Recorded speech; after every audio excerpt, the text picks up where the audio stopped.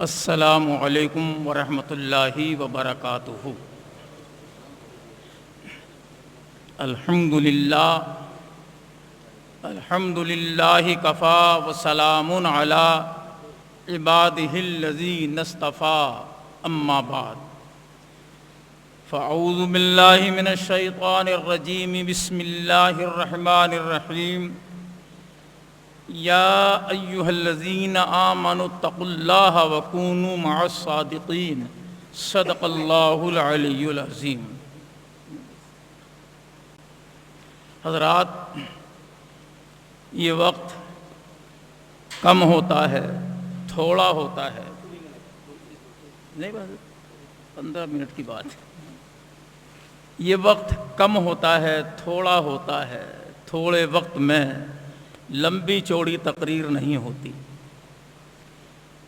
آیت کریمہ کے ضمن میں وقت کا لحاظ رکھتے ہوئے چند باتیں اشارتاً آپ کے گوش گزار کروں گا۔ یوں تو یہ وقت ہر اس مسجد کے خطیب اور امام کا ہوتا ہے جو اس مسجد میں 5 وقتہ امامت کے فرائض انجام دیتا ہے۔ آپ کی اس مسجد کے خطیب و امام حضرت علامہ مولانا منظور عالم صاحب نے یہ وقت مجھے عنایت اس لیے فرمایا کہ میں مہمان ہوں، اور مہمان کے بارے میں اللہ ارشاد فرماتا ہے کہ جب مہمان تمہارے دسترخوان پر آ جائے تو اس کی خاطر تواضع کرو، اور جب وہ رخصت ہونے لگے تو اسے رخصت اس انداز میں کرو کہ 7 قدم اس کے ساتھ چلو۔ اگر تم مہمان کے ساتھ 7 قدم چلو گے تو دوزخ کے دروازے 7 ہیں، وہ 7 بند کر دوں گا، اور اگر 1 قدم اور آگے رکھ دو گے تو جنت کے 8 دروازے ہیں، میں 8 کھول دوں گا۔ اس بنیاد پر مجھے مہمان سمجھ کر حضرت نے اجازت عطا فرمائی۔ میں پہلی بار حاضر آیا ہوں اس مسجد میں، یوں تو کئی مرتبہ سے 30-32 سال پہلے صوفی عبد الرحمن رضوی رحمۃ اللہ تعالی علیہ، جو میرے پیر بھائی تھے، حضور مفتی اعظم ہند کے خلیفہ تھے، ان کے مکان پر کئی مرتبہ حاضری ہوئی۔ یہ آیت عظیمہ جو میں نے تلاوت کی ہے بڑی ہی ایمان افروز ہے۔ یوں تو قرآن مقدس کا ایک ایک نقطہ، ایک ایک زبر، ایک ایک حرف ایمان افروز ہے، مگر اس آیت عظیمہ میں خالق کائنات نے اس کو آواز دی ہے جو اپنے سینے میں مکمل ایمان رکھتا ہے۔ آئیے سب سے پہلے اللہ کے حبیب، درد مندوں کے طبیب، سید عالم، رحمت دو عالم، جناب محمد الرسول اللہ صلی اللہ تعالی علیہ وسلم کے دربار گوہر بار میں یہ تصور اور یہ تخیل فرماتے ہوئے کہ اگر ہم اپنے آقا و مولا صلی اللہ علیہ وسلم کو نہیں دیکھ رہے تو ہمارے ایمان کا وجدان کہتا ہے کہ ہمارے آقا مدینہ پاک سے گنبد خضرا سے اپنے غلاموں کو ملاحظہ فرما رہے ہیں۔ اس تصور میں آپ درود پاک کا نذرانہ پیش کریں۔ اللہم صلی علی سیدنا و شفیعنا و نبینا و مولانا محمد مبارک وسلم۔ اللہ کی سرتاب قدم شان ہے یہ، اللہ کی سرتاب قدم شان ہے یہ، انسان نہیں انسان وہ انسان ہے یہ۔ قرآن تو ایمان بتاتا ہے انہیں، ایمان یہ کہتا ہے میری جان ہے یہ ہر طرف جو اجالا دکھائی دیتا ہے، یہ ہر طرف جو اجالا دکھائی دیتا ہے انہی کے نور کا جلوہ دکھائی دیتا ہے، اور خدا کرے کہ وہیں جا کے میری جان نکلے، خدا کرے کہ وہیں جا کے سب کی جان نکلے جہاں سے گنبد خضرا دکھائی دیتا ہے۔ کی محمد سے وفا تو نے تو ہم تیرے ہیں، یہ جہاں چیز ہے کیا لوح و قلم تیرے ہیں، بنائے دو جہاں جس نے اسے اللہ کہتے ہیں، اور بنے جس کے لیے اس کو رسول اللہ کہتے ہیں۔ قرآن مقدس میں خالق کائنات نے اپنے بندوں کو آواز دی اور خطاب فرمایا، یا ایھا الذین آمنو، اے ایمان والو۔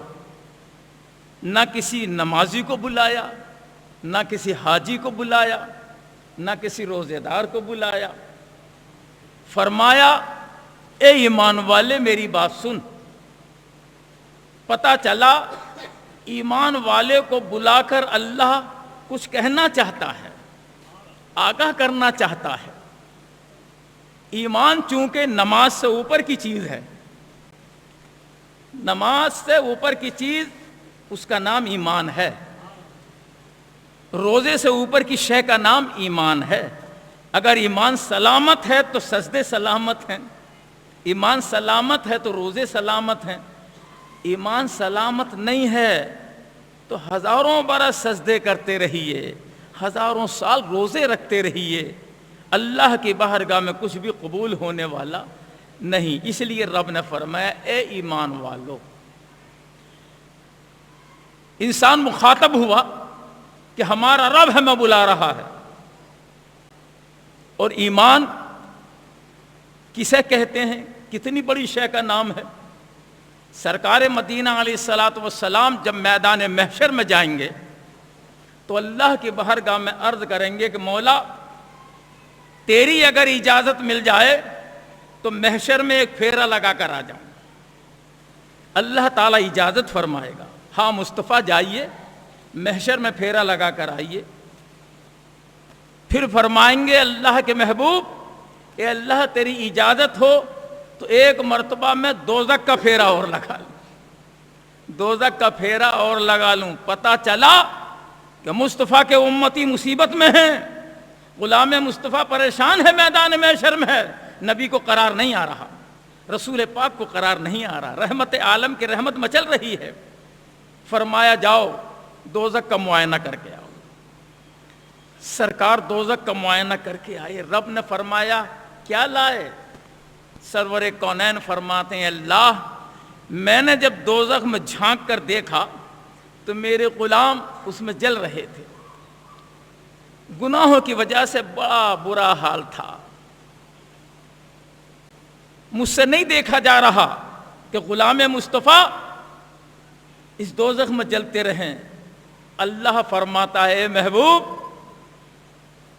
آج تجھے اجازت ہے کہ اگر کسی کے دل میں رائی کے دانے کی برابر بھی ایمان ہے، اللہ اللہ مکمل ایمان ہوتا تو دوزخ میں کیوں جاتے؟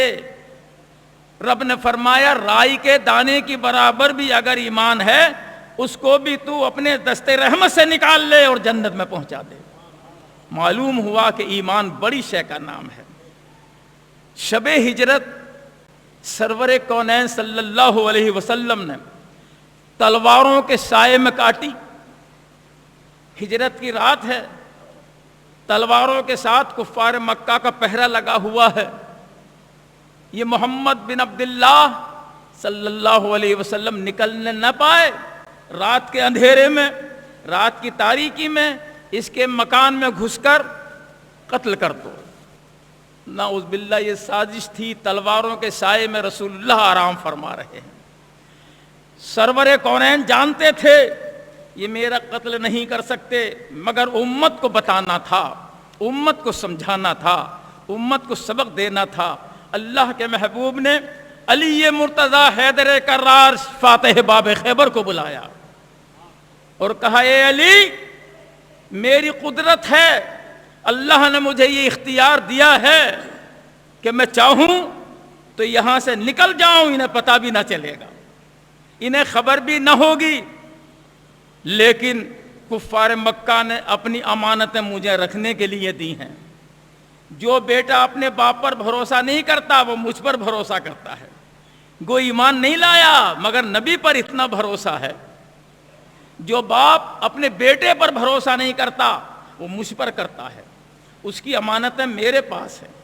اگر میں یہاں سے نکل گیا تو صبح ہونے کے بعد کفار مکہ اعلان کریں گے کہ اللہ کا رسول ہماری امانتیں لے کر بھاگ گیا، ہماری دولت لے کر بھاگ گیا، اس لیے اے علی تم میرے بستر پر سو جاؤ، میرے بستر پر آرام کرو اور یہ امانتیں رکھ لو، جب دن نکلے سورج نکل آئے یہ امانتیں کفار مکہ کو دے کر تم بھی مدینے کو چلے آنا۔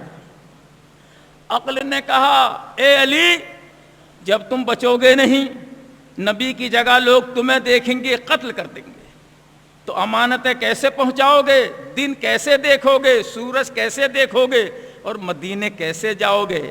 ایمان نے رہبری فرمائی، اس کو کہتے ہیں ایمان۔ ایمان نے رہبری فرمائی، علی کا ایمان پکار اٹھا، اے علی یہ عقل ہے دھوکہ دے رہی ہے۔ اللہ کے محبوب نے فرمایا ہے کہ امانتیں کفار مکہ کو پہنچا کر مدینے کو چلے آنا، تو جب تک امانتیں نہ پہنچا دو گے، جب تک دن نہیں نکل آئے گا، جب تک تم مدینہ نہیں آ جاؤ گے، اس وقت تک تو تمہیں قضاء الہی بھی نہیں آئے گی، اللہ کی طرف سے بھی موت نہیں آئے گی۔ موت جب آئے گی جب نبی کا کہا ہوا پورا ہو جائے گا، اس کو ایمان کہتے ہیں۔ پھر رب نے فرمایا اتقوا اللہ، ابھی نماز کا حکم نہیں ہے، ایمان لانے کے بعد نماز کا حکم نہیں ہے، پلندے سر پر رکھ لو، رات اور رات گاؤں میں گشت کرتے پھرو، کلمہ سکھاتے پھرو، ابھی حکم نہیں ہے، ابھی تو اتقوا اللہ، اللہ سے ڈرو، وکونوا مع الصادقین، اور سچوں کے ساتھ ہو جاؤ۔ امام زین العابدین رضی اللہ تعالی عنہ، جن کے پوتے امام جعفر صادق رضی اللہ تعالی عنہ کی 22 رجب کو آپ نے فاتحہ کی ہے۔ امام زین العابدین سے کربلا میں لوگوں نے پوچھا کہ حضور صبح سے شام ہو گئی، آپ روتے رہے، اشک بہاتے رہے، تبسم نہیں فرمایا، مسکرائے نہیں۔ امام زین العابدین فرماتے ہیں لوگوں تمہیں کیا خبر، جس کا چھوٹا بھائی شیر خوار علی اصغر تڑپ تڑپ کر جان دے رہا ہو اور زین العابدین دیکھ رہا ہو، جس کا بڑا بھائی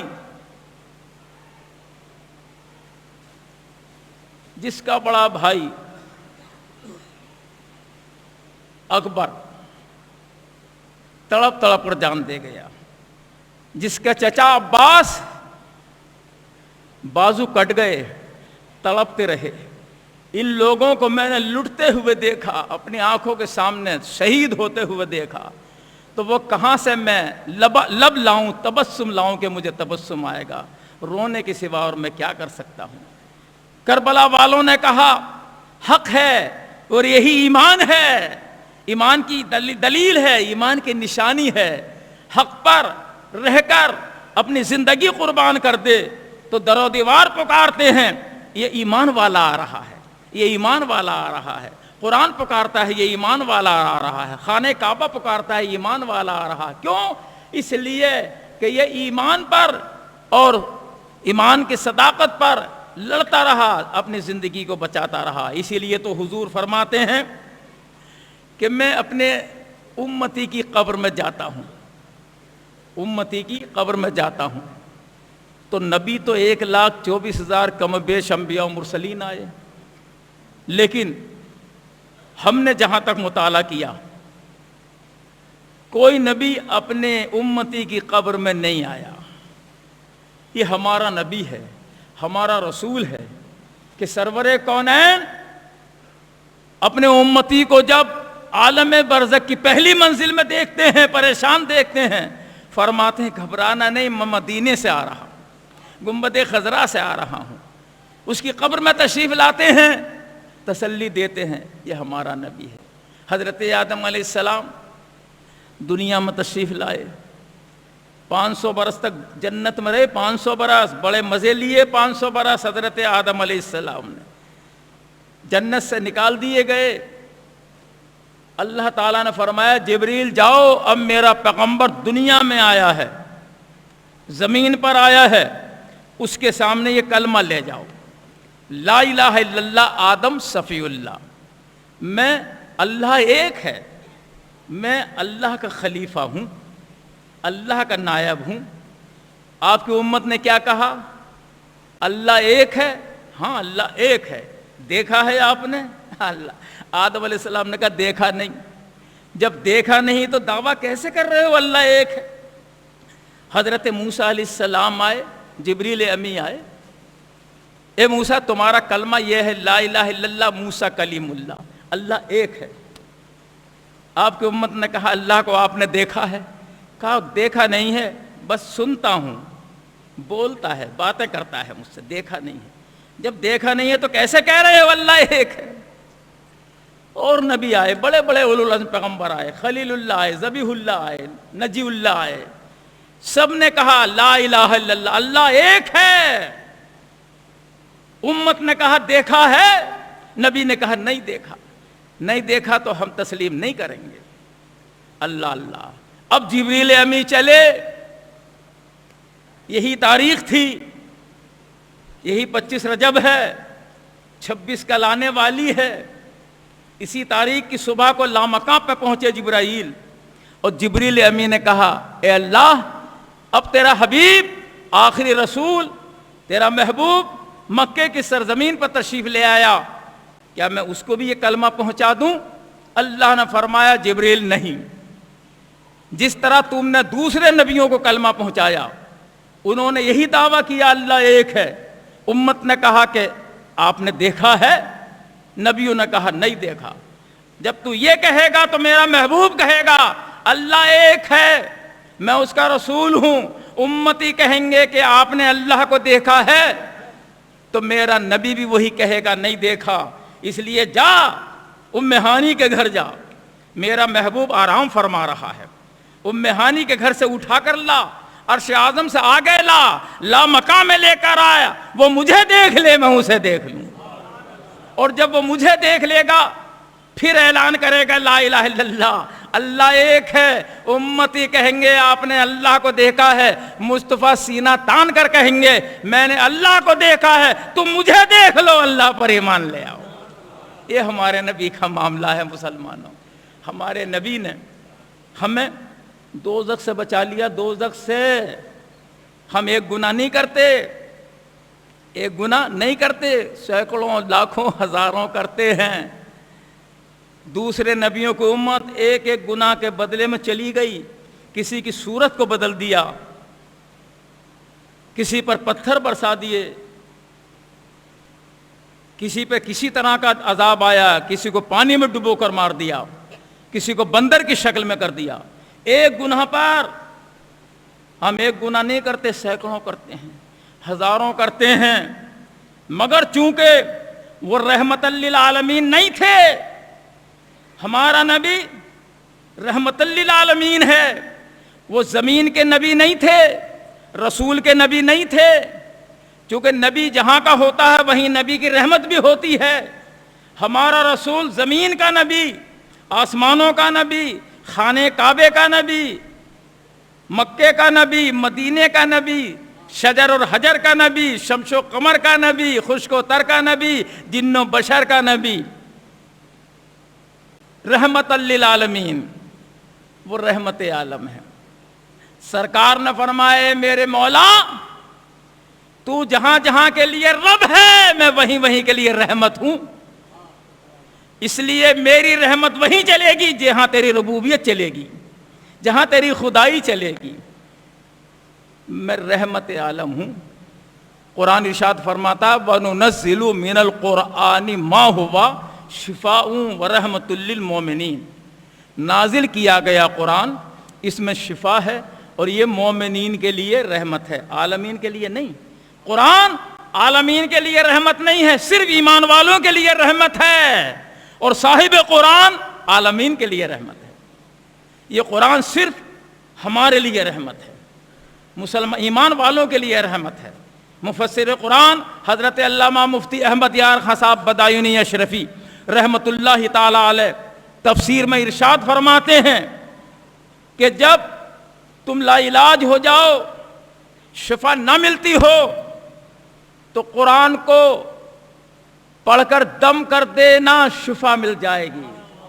وہ شفا, اس میں شفا ہے. جب رحمتوں کے دروازے بند ہو جائیں, کھیتی باڑی میں نقصان ہو، کاروبار میں نقصان ہو، دشمن زیادہ ہو جائیں، مخالف زیادہ ہو جائیں، کاروبار باندھ دیا گیا، گھر باندھ دیے گئے، جنات کا پہرا لگا ہے، تو اللہ تعالیٰ فرماتا ہے کہیں جانے کی ضرورت نہیں ہے، ارے تم میرے گھر میں چلے جاؤ، میرا ذکر کرو، رحمتوں کے دروازے کھول دیے جائیں گے۔ میرا ذکر کرو، میرے گھر کو اپنے سجدوں سے بھر دو، میں تمہارے گھر کو رحمتوں سے بھر دوں گا۔ آج ہم قرآن کی تلاوت نہیں کرتے، اللہ تعالیٰ نے فرمایا، اس کا فرمان تو دیکھو، رب فرماتا ہے کہ جب میرے گھر میں قرآن کی تلاوت کی جاتی ہے، یہ اللہ کا گھر ہے، اس کا مسئلہ وہ نہیں ہے جو ہمارے گھر کا ہے، اللہ کے گھر کا مسئلہ وہ نہیں جو بازار کا ہے۔ یہ علماء کرام تشریف فرما ہے، میں مسئلہ بتا دوں آپ کو۔ جو جائز باتیں ہمارے گھر میں جائز ہیں ہمیں کرنا، جیسے بیاہ شادی کی، لین دین کی، کاروبار کی، یعنی جائز باتیں ہمارے گھر میں کرنا جائز ہیں، اللہ تعالیٰ فرماتا وہ باتیں بھی میرے گھر میں کرنا حرام ہیں۔ کیا پتہ چلا؟ پتہ چلا یہ کسی کی جاگیر نہیں، یہ اللہ کی جاگیر ہے، وہاں کا مسئلہ الگ ہے، اللہ کے گھر کا مسئلہ الگ ہے۔ میں اپنے گھر میں کسی گناہ گار کو نہیں آنے دیتا، اللہ اللہ، مگر ہم غور کر رہے ہیں کہ اللہ ہم تو گناہ گار، سراپا گناہ گار۔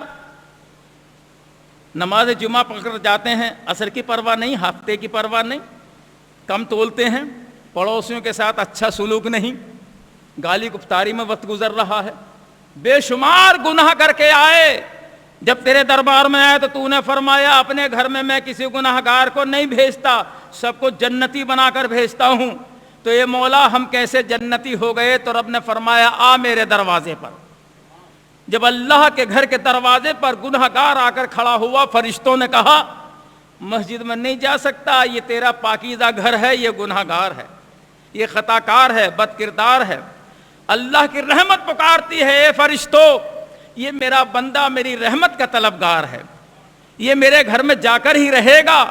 فرشتے تکرار کر رہے ہیں کہ وہ پاکیزہ گھر، یہ ناپاک، تو اللہ کی رحمت پکارتی ہے اگر تو پاکیزہ گھر میں پاکیزہ ہی بھیجنا چاہتا ہے تو اسے خود ہی پاکیزہ بنا دے۔ یہ نسخہ ہے نا، منٹ کے سیکنڈ میں فیصلہ رب نے فرمایا، اگر یہ پاکیزہ گھر ہے اور یہ گناہ گار نہیں جا سکتا تو اسے خود ہی پاکیزہ بنا دے، گناہوں کا پٹارا اتار لیا گناہوں کا پٹارا۔ اب ہر طرف سے آواز آئی گناہوں کے پٹھارے کو رکھ دے، نماز پڑھ کر آئے گا سر پر امانت واپس کر دینا۔ مگر در و دیوار اعلان کرنے لگا یہ جنتی ہو گیا، ایسا کہ جیسے بچہ ماں کے پیٹ سے پیدا ہوتا ہے۔ ایک ہی جھٹکے میں نماز پڑھ کر تو دیکھ، اللہ کے گھر میں آ کر تو دیکھ۔ جب یہ آیا نماز کبھی پڑھی نہیں تھی، امام صاحب کے پیچھے کھڑا ہو گیا، دیکھا دیکھی پڑھوں گا، جیسے یہ رکوع کریں گے ویسے کروں گا، جیسے سجدے کرے گا ویسے سجدے کروں گا، جانتا تو ہوں نہیں کیا پڑھا جائے گا، ویسے ہی کرنے لگا۔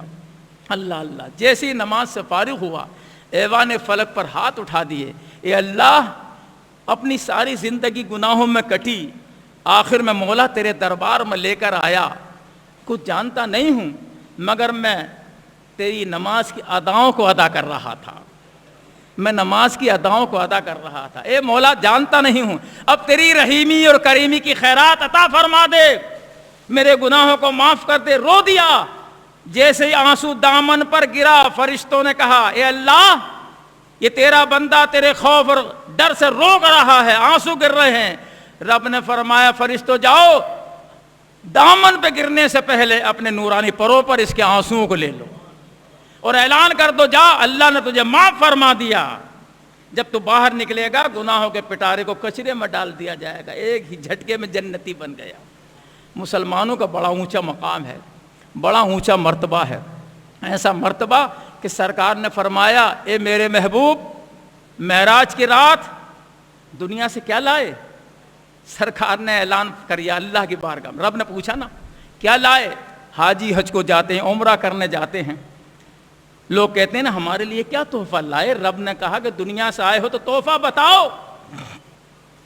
تو سرکار نے عرض کیا التحیات للہ والصلوات والطیبات، اے اللہ ساری عبادتیں، روحانی عبادتیں، جسمانی عبادتیں، ساری عبادتیں میں تیرے لیے لایا ہوں۔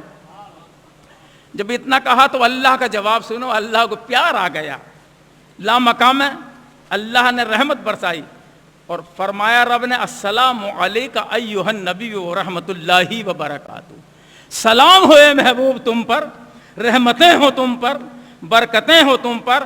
ایسے وقت میں سرکار اپنی امت کو نہیں بھولے، رب سے باتیں کر رہے ہیں، رب کا دیدار کر رہے ہیں، رب سے تحفہ لے رہے ہیں۔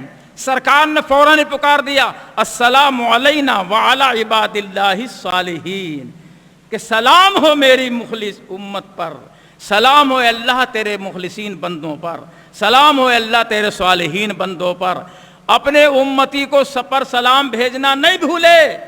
فرشتے سن رہے تھے لامکاں سے کان لگائے ہوئے، فرشتوں نے شروع کر دیا اشہد ان لا الہ الا اللہ واشہد ان محمدً عبدہ ورسولہ، ہم گواہی دیتے ہیں اللہ ایک ہے، مصطفیٰ اللہ کے رسول ہیں۔ یہ پیار تھا، اللہ نے عطا فرما دیا۔ جاتے کہاں ہو نماز بھی لے جاؤ، اور نماز میں درمیان میں اس کو رکھ دینا، اس کو رکھ دینا۔ اب نماز آ گئی، مختصر میں آپ کو سنا دوں، نماز آ گئی، بیچ میں آ گیا، پڑھتے ہیں کہ نہیں پڑھتے؟ یہ علماء کرام ہیں، السلام علیکہ یا ایھا النبی مت پڑھ دینا، ایھا النبی پڑھنا۔ یہ واحد کا صیغہ ہے، حاضر کا صیغہ ہے، السلام علیکہ ایھا النبی، اے سامنے والے نبی، اے حاضر نبی۔ کیا پتہ چلا؟ جب ہم نماز میں ہوتے ہیں، التحیات پڑھتے ہیں، اعلان کرتے ہیں اے حاضر نبی سلام ہو آپ پر، اے موجودہ نبی سلام ہو آپ پر، اور یا ایھا النبی کہہ دیا تو غلط ہو جائے گی نماز۔ سرکار لے آئے، بار بار جاتے رہے آتے رہے، حضرت موسیٰ ملتے رہے، جاؤ میری امت پر 3 وقت کی نماز فرض تھی، وہ نہیں پڑھ سکے، 50 وقت کی کیسے پڑھیں گے؟ کم کر دی گئی 45 وقت کی۔ اللہ نے فرمایا اے مصطفیٰ میں رب ہوں، میں نے 50 نمازیں دی دن رات میں، مگر میں نے نمازوں میں تخفیف کی ہے۔ کمزور امت ہوگی، غریب امت ہوگی، لاچار امت ہوگی، اہل و عیال زیادہ ہوں گے، تو میں نے کم کر دیا، مگر ثواب میں کمی نہیں کی ہے۔ اعلان کر دینا 5 پڑھو گے تو 50 کا ہی ثواب عطا کیا جائے گا۔ تو مسلمانوں نماز کی پابندی کرو۔ مختصر یہ کہ میں پہلی بار حاضر آیا ہوں، میں مراد آباد شہر کا رہنے والا ہوں، جہاں پر حضور حافظ ملت کا مکان ہے، جنہوں نے مبارک پور میں الجامعۃ العربیہ اشرفی یونیورسٹی قائم فرمائی۔ وہ میری والدہ کے ماموں تھے سگے، وہ میرے نانا ہوتے تھے۔ 40 سال سے ایم پی کے تاریخی شہر اجین میں دارالعلوم رضویہ غریب نواز چلاتا ہوں، 40 سال سے چلاتا ہوں۔ 1 لاکھ سے زیادہ مندر ہے اور 100-150 مسجدیں ہیں، وہ بھی بدعقیدہ لوگوں کی ہیں۔ ہماری 16 مسجدیں ہیں، 15 لاکھ کی آبادی، جس میں 2 لاکھ بنام مسلم آبادی ہے۔ اس میں ایک دارالعلوم چلاتا ہوں، بڑی محنت و مشقت کے بعد۔ سورت میں جو اکبر شہید کا ٹیک رہا ہے، وہاں کے بھی 10 بچے میرے مدرسے میں حافظ قرآن بن کر آئے ہیں، اور جنہوں نے مجھے بھیجا ہے حضرت کے یہاں حافظ وسیم نے بھی الف بیتے سے لے کر پورا ناظرہ قرآن پاک میرے ہی مدرسے میں پڑھا۔ مختصر یہ ہے کہ میں گزشتہ ہفتہ 8 دن پہلے اشرف المساجد میں آیا تھا۔